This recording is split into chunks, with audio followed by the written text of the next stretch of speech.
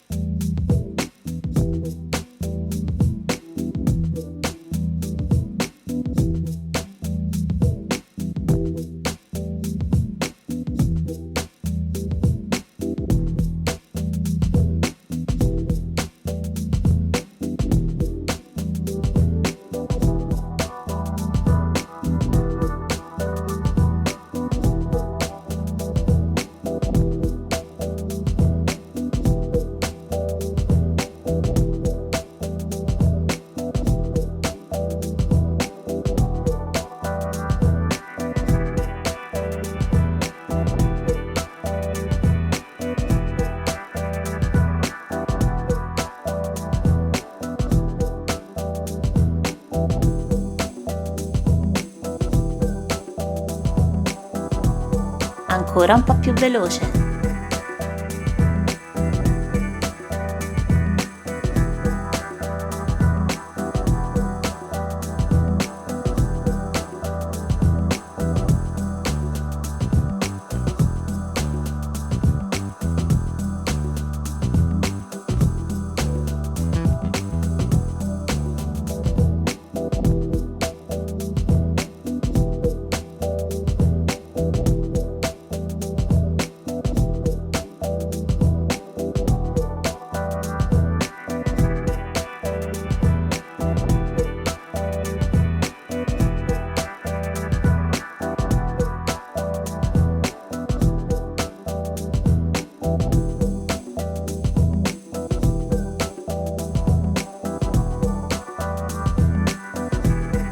Ed ora a velocità normale.